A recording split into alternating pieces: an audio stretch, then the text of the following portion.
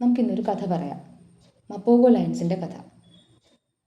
South ആഫ്രിക്കയിലെ Kruger national പാർക്കിനോട് ചേർന്ന് കിടക്കുന്ന സാബിസാൻഡ് ഗെയിം റിസർവ് എന്ന വലിയൊരു ഭൂപ്രദേശത്തെ എങ്ങനെയാണ് ഒരു കൂട്ടം സിംഹങ്ങൾ ഒരു കാലഘട്ടത്തിൽ അടക്കി ഭരിച്ചിരുന്നത് എന്നതിൻ്റെ കഥയാണ്. 6 സിംഹങ്ങൾ അടങ്ങുന്ന ഒരു കൂട്ടം. അത് ഒരു സിംഹങ്ങളുടെ കൂട്ടത്തിനെ നമ്മൾ കോലീഷൻ എന്നാണ് പറയുക.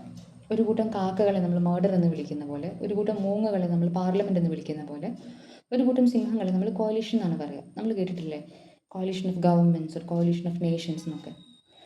ഈ സിംഹങ്ങൾ ഇവർ കുഞ്ഞുങ്ങളാവുമ്പോൾ തൊട്ട് മരിക്കുന്നത് വരെ ഇവരെ പിന്തുടർന്ന് വീഡിയോ ഷൂട്ട് ചെയ്ത് എക്സ്റ്റെൻസീവായ ഒരു ഡോക്യുമെൻറ്റേഷൻ്റെ ഭാഗമായിട്ടാണ് ഈ മപ്പോഗോ ലയൺസ് എന്ന സീരീസ് ഉണ്ടാക്കിയിട്ടുള്ളത്. അപ്പോൾ ഈ 6 പേരെ നമുക്ക് പരിചയപ്പെടാം. ഏറ്റവും മുതിർന്ന ആൾ മക്കുലു. നമുക്ക് ഊര് മൂപ്പെന്നോ അല്ലെങ്കിൽ ബിഗ് ബ്രദർ എന്നോ ഒക്കെ പറയാൻ പറ്റുന്ന ഒരാളാണ് മക്കുലു. രണ്ടാമത്തെ ആൾ mister T, kinky tail, pretty boy, Scarnose and Rasta. ഇങ്ങനെയാണ് ഈ 6 പേരുടെ പേര്. മപ്പോഗോ ലയൺസ് എന്ന പേര് വന്നത് മപ്പോഗോ റിവറിനോട് ചേർന്നിട്ടാണ്. ഓരോരോ സിംഹങ്ങൾക്കും അവരുടെ ഫീച്ചേഴ്സ് വെച്ചിട്ടാണ് പേര് കൊടുക്കുക. അപ്പോൾ മിസ്റ്റർ ടി എന്ന് പറയുന്ന ആളുടെ മുഖത്ത് നമുക്കൊരു ഡിസ്റ്റിങ്റ്റീവായ ടി മാർക്ക് കാണാൻ പറ്റും. രണ്ടാമത്തെ ആൾ കിങ്കി ടെയിൽ. അദ്ദേഹത്തിൻ്റെ വാല് കുറച്ച് വളഞ്ഞിട്ടുണ്ട്. അതുകൊണ്ടാണ് അദ്ദേഹത്തെ കിങ്കി ടെയിൽ എന്ന് വിളിക്കുന്നത്. സിംഹങ്ങളുടെ താടി, ഒരു വലിയ താടി രോമം, അതിനെ നമ്മൾ മെയിൻ എന്നാണ് വിളിക്കുക. ഒരു സിംഹത്തിൻ്റെ മെയിൻ കാണിക്കുന്നത് അതിൻ്റെ ടെസ്റ്റോസ്റ്ററോണിൻ്റെ അളവാണ്. അപ്പോൾ വളരെ ഡിസ്റ്റിങ്റ്റീവായ മെയിനുള്ള ലാർജ് സൈസുള്ള ലയൺസാണ് ഈ പറയുന്ന 6 പേര്. ഇവർ കുഞ്ഞുങ്ങളാവുമ്പോൾ ഒരു ട്രൈബലായിരിക്കും ഉണ്ടാവുക, ഒരു പാക്ക് ഓഫ് ലയൺസിൻ്റെ കൂടെ ആവും ഉണ്ടാവുക. സിംഹങ്ങളുടെ ഒരു സാമൂഹ്യ വ്യവസ്ഥ വെച്ച് കുറച്ച് മുതിരുമ്പോൾ ഈ സിംഹങ്ങളെ ആ കൂട്ടത്തിലെ വലിയ ആൺസിംഹങ്ങൾ പുറന്തള്ളും. അപ്പോൾ ചെറുപ്പക്കാരായ കുഞ്ഞുങ്ങളിൽ നിന്ന് മുതിർന്നു എന്നാൽ വലിയ സിംഹങ്ങളായിട്ടുമില്ല, ആ ഒരു അവസ്ഥയിൽ ഈ സിംഹങ്ങൾ പുറത്തു പോയി അലഞ്ഞ് വേറെ ടെറിട്ടറി കണ്ടുപിടിച്ച് അവിടുത്തെ ആൺസിംഹങ്ങളോട് മല്ലിട്ട് അതിനെ ഓടിച്ചു വിട്ടോ അതിനെ കൊന്നോ അതിൻ്റെ സന്തതി പരമ്പരകളെയൊക്കെ കൊന്ന് അവിടുത്തെ പെൺസിംഹങ്ങളുമായി ഇണചേർന്ന് ആണ് പുതിയൊരു തലമുറയ്ക്ക് രൂപം കൊടുക്കുക. രജനീകാന്തിൻ്റെ ഒരു ഡയലോഗല്ലേ, പണ്ണിങ്ങത്താ കൂട്ടമാ വരും സിംഹം സിംഗിളതാ വരും. അത് ശരിയല്ല. സിംഹം എന്ന് പറയുന്നത് ഒരു സോഷ്യൽ ആനിമലാണ്. അവരൊരു പാക്കായിട്ടാണ് യുദ്ധം ചെയ്യുക. ഒരു ടെറിട്ടറി കീഴടക്കാനോ റിസോഴ്സസ് കണ്ടുപിടിക്കാനോ ഒക്കെ അവർക്ക് അതാണ് കുറേ കൂടി എളുപ്പം. ലോൺലി പ്രിഡേറ്റർ എന്ന് പറയുന്നത് കൂടുതൽ ചേരുക കടുവയ്ക്കാണ്. കടുവ ഒരു ഒറ്റയ്ക്ക് ജീവിക്കുന്ന ഒരു പ്രിഡേറ്ററാണ്. അപ്പോൾ ഈ കൂട്ടം സിംഹങ്ങൾ അവർ എങ്ങനെയാണ് ആ സാബിസാൻഡ് ഗെയിം റിസർവ് എന്ന് പറയുന്ന ഏകദേശം 700 കിലോമീറ്റർ സ്ക്വയർ അവരെങ്ങനെയാണ് സക്സസ്ഫുള്ളി പട്രോൾ ചെയ്തിരുന്നത് എന്നതാണ് ഈ ഡോക്യുമെൻ്ററിയിലെ ഉള്ളടക്കം. 700 കിലോമീറ്റർ സ്ക്വയർ എന്ന് പറയുന്നത് 6 സിംഹങ്ങളെ സംബന്ധിച്ച് വളരെ വലിയൊരു ഭൂപ്രദേശമാണ്. സാധാരണ ഒരു 6 സിംഹങ്ങളുടെ കൂട്ടത്തിന് ഒരു 150 to 300 കിലോമീറ്റേഴ്സാണ് പട്രോൾ ചെയ്യാൻ പറ്റുക. പക്ഷേ മുൻപ് ഉണ്ടായിട്ടില്ലാത്ത തരത്തിൽ സക്സസ്ഫുൾ ആയിരുന്നു നമ്മുടെ മപ്പോഗോ ലയൺസ്. അപ്പോൾ അതിൽ മക്കുലു എന്ന് പറഞ്ഞാൽ കുറേ കൂടി സ്ട്രാറ്റജിക്കലി യുദ്ധം ചെയ്യുന്ന ആളാണ്. ഇവർ 6 പേരും നൊട്ടോറിയസ് ആണ്. ഒരു കരുണയുമില്ലാതെ സിംഹങ്ങളെ കൊന്നൊടുക്കി ടെറിട്ടറി പിടിച്ചെടുക്കുന്ന ആളുകൾ തന്നെയാണ്. പക്ഷേ അതിൽ കുറേ കൂടി ജെൻറ്റിലാണ് മക്കുലു. മിസ്റ്റർ ടി ആ കൂട്ടത്തിൽ ഏറ്റവും ബ്രൂട്ടലാണെന്ന് പറയാവുന്ന കണ്ണുചോരയില്ലാത്ത ഒരാളാണ് മിസ്റ്റർ ടി. സിംഹങ്ങളുടെ ഒരു ഹൈറാർക്കി, ലിവിങ് ഹൈറാർക്കി വെച്ചിട്ട് ഒരു സിംഹക്കൂട്ടത്തിൽ ഏറ്റവും ഡോമിനൻ്റ് ആയ സിംഹമാണ് ആദ്യം കഴിക്കുക, ഒരു ഇരേനെ കിട്ടിയാൽ. അത് കഴിഞ്ഞിട്ടാണ് ആ ഹൈറാർക്കിയിലുള്ള ഓരോരുത്തരും അതിൻ്റെ ഓർഡറിലാണ് കഴിക്കുക. അപ്പോൾ മിസ്റ്റർ ടി കുട്ടിയാവുമ്പോൾ മുതിർന്ന സിംഹത്തിൻ്റെ അടുത്തുനിന്ന് ഫുഡ് പിടിച്ച് വാങ്ങി കഴിക്കും. അങ്ങനത്തെ ഒരാളാണ് മിസ്റ്റർ ടി. പേടി ഭയങ്കര കുറവാണ്, ഭയങ്കര ഫെറോഷ്യസ് ആണ്. മിസ്റ്റർ ടിയുടെ വലങ്കൈയാണ് കിങ്കി ടെയിൽ എന്ന് പറയുന്ന സിംഹം. ഇദ്ദേഹത്തിന് മിസ്റ്റർ ടി എന്നും കിങ്കി ടെയിൽ എന്നും പേര് വന്നത് സിംഹങ്ങളുടെ ഈ താടി രോമം അതിനെ നമ്മൾ മെയിൻ എന്നാണ് പറയുക. അപ്പോൾ ഇദ്ദേഹത്തിൻ്റെ മെയിനിന് ഒരു ഡിസ്റ്റിങ്റ്റീവ് മാർക്കുണ്ട്, ഒരു ടി മാർക്ക് നമുക്ക് കാണാൻ പറ്റും. അങ്ങനെയാണ് ഇദ്ദേഹത്തിന് മിസ്റ്റർ ടി എന്ന പേര് വന്നത്. കിങ്കി ടെയിൽ, അദ്ദേഹത്തിൻ്റെ വാലിനൊരു ചെറിയ വളവുണ്ട്, അതുകൊണ്ടാണ് അദ്ദേഹത്തെ കിങ്കി ടെയിൽ എന്ന് വിളിക്കുന്നത്.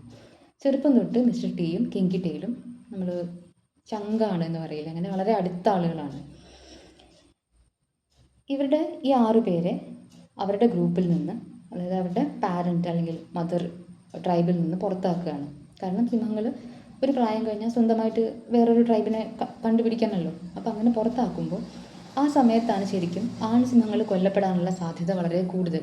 കാരണം നമ്മൾ തന്നേക്കാൾ മുതിർന്ന ബലമുള്ള വേറൊരു സിംഹത്തിൻ്റെ മുന്നിൽ പോയി പെട്ട് യുദ്ധത്തിൽ തോൽക്കാനുള്ള സാധ്യത വളരെ കൂടുതലാണ്. അതാണ് നമ്മുടെ മപോഗ ലയൺസിൻ്റെ വിജയം. ഒരു 6 പേരും ഒപ്പം നിന്ന് ഒരു വലിയ ഏരിയനെ പിടിച്ചെടുത്തു. ഈ 6 പേരിൽ കിങ്കി ടെയിലിനെയും മിസ്റ്റർ ടിയെയും ഇവൻച്വലി ആ ഗ്രൂപ്പിൽ നിന്ന് എക്സ്പെൽ ചെയ്യുകയാണ്. കാരണം കൂടെ നിന്ന് ചതിക്കുക എന്ന് പറയുന്ന പോലെ ചില കാര്യങ്ങൾ മിസ്റ്റർ ടി ചെയ്തിട്ടുണ്ട്. മിസ്റ്റർ ടി സ്വന്തം കുട്ടികളെ തിന്നുന്ന ഇണചേരുന്ന സമയത്ത് പെൺസിംഹത്തെ കടിച്ചു കൊന്നിട്ടുള്ള ഒരാളാണ്. അത്രയും ബ്രൂട്ടലാണ് അദ്ദേഹം. അപ്പോൾ ഇവർ 2 പേരും സ്വന്തം ബാക്കി 6 പേരിൽ നിന്ന് ഇവർ മാത്രം ഒഴിവാക്കപ്പെട്ടു എന്നുണ്ടെങ്കിൽ പോലും സ്വന്തമായി പുതിയ ടെറിട്ടറി കണ്ടുപിടിച്ച് സക്സസ്ഫുള്ളായി ഡിഫെൻഡ് ചെയ്ത് വിട്ടുകൊടുക്കാൻ തയ്യാറല്ലാത്ത ആളുകളാണ് ഇവർ 2 പേരും. ഇവർ മരിക്കുന്നത് വരെ ഒരുമിച്ചാണ്. ആദ്യം മരിക്കുന്നത് കിങ്കി ടെയിലാണ്. അദ്ദേഹം മരിക്കുന്നത് കണ്ട് നിൽക്കാൻ പാടാണ്. കാരണം അത്രയും ലെജൻഡറി ആയ ഇവൻറ്റ്ഫുൾ ആയ ഒരു ലൈഫ് അവസാനിക്കുന്നത് കാണിക്കുന്നത് സിംഹത്തിൻ്റെ മെയിൻ എന്ന ഭാഗമുണ്ടല്ലോ, അത് കഴുതപ്പുലിയാണോ അതോ കാട്ടുനായയാണോ എന്ന് ഓർമ്മയില്ല, എടുത്തിട്ട് ഓടിപ്പോകുന്ന ഒരു രംഗം കാണിച്ചിട്ടാണ്. കുറച്ച് കാലത്തിന് ശേഷം, കുറച്ച് ദിവസങ്ങൾക്ക് ശേഷമാണ് മിസ്റ്റർ ടി മരിക്കുന്നത്. മിസ്റ്റർ ടിയുടെ അവസാനത്തെ ഫൈറ്റ് മറ്റ് സിംഹങ്ങളൊന്നും ആക്രമിക്കുമ്പോൾ വിട്ടുകൊടുക്കാതെ ഫൈറ്റ് ചെയ്യുന്നത്, അതായത് തോറ്റുകൊടുക്കാൻ തയ്യാറല്ലാത്തൊരു മൃഗത്തിൻ്റെ അവസാനത്തെ ഫൈറ്റാണത്. അത് കണ്ടിരിക്കാൻ വലിയ പാടാണ്. നട്ടലിന് കടിയേറ്റ് അദ്ദേഹം മരിക്കുന്നത് കാണിക്കുമ്പോൾ അത് ഭയങ്കര ഹാർട്ട് ബ്രേക്കിംഗ് ആയ ഒരു കാര്യമാണ്. അപ്പോൾ ആ ഡോക്യുമെൻ്ററിയിൽ പറഞ്ഞ കാര്യം ഓർമ്മയിലുള്ളത് ഇങ്ങനെയാണ്: ഒരു മൃഗം എന്താണോ ചെയ്യേണ്ടിയിരുന്നത് അതാണ് അദ്ദേഹം ചെയ്തത് എന്ന്. He lived a life that is meant to live എന്ന്. ഈ കഥ പറയുന്നത് മനുഷ്യരും മൃഗങ്ങളും തമ്മിലുള്ള ചെറിയൊരു വ്യത്യാസത്തെ സൂചിപ്പിക്കാനാണ്. മിസ്റ്റർ ടി ഒരു മനുഷ്യനായിരുന്നെങ്കിൽ നമുക്ക് പറയാം മൊറാലിറ്റി ഇല്ലാത്ത ആളാണ്, നീതിയില്ലാത്ത ആളാണ്, നേരില്ലാത്ത ആളാണെന്നൊക്കെ. പക്ഷേ that animal lived on its instinct. അവിടെയാണ് മനുഷ്യനും മൃഗവും തമ്മിലുള്ള വ്യത്യാസം വരുന്നത്. അതിൽ മനസ്സിലാക്കേണ്ട വേറൊരു കാര്യം, ഈ കൂട്ടത്തിൽ അവസാനം മരിക്കുന്നത് മക്കുലുവാണ്. അദ്ദേഹത്തിന് മക്കളുണ്ട്. മക്കുലുവിനെ വളരെ വയസ്സായിട്ട് കാണിക്കുന്നുണ്ട്. അപ്പോൾ എങ്ങനെയാണ് ഡോമിനൻസ് മാത്രമല്ലാതെ, ഇപ്പോൾ മിസ്റ്റർ ടിയുടെ അഗ്രസീവായ ഡോമിനൻസ് മാത്രമല്ലാതെ സ്ട്രാറ്റജിക്കായി മറ്റുള്ളവരോട് സഹകരിച്ച് അവനവനും അവനവൻ്റെ ഓഫ്സ്പ്രിങ്സിനെയും സംരക്ഷിച്ച് കുറേ അധികം കാലം ജീവിക്കുക എന്ന് നമുക്ക് മക്കുലുവിന് പഠിക്കാൻ പറ്റും. ഇത് പറഞ്ഞു വരുമ്പോൾ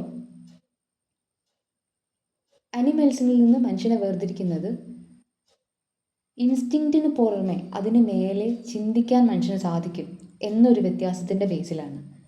പക്ഷെ അവിടെ എല്ലാ മനുഷ്യരും ആ ഇൻസ്റ്റിങ്ക്റ്റിന് മേലെ ചിന്തിക്കുന്നുണ്ടോ എന്നുള്ളതാണ് വേറൊരു ചോദ്യം. നമ്മൾ ചില ആളുകൾ പറയുന്നത് കേട്ടിട്ടില്ലേ, അവനൊരു മൃഗത്തിന് തുല്യമാണെന്ന്. മൃഗങ്ങൾ നമ്മളെക്കാട്ടിൽ എന്തോ തരം താണ ആളുകളാണ് എന്നുള്ള ധാരണയിലാണ് ആ പറയുന്നത്.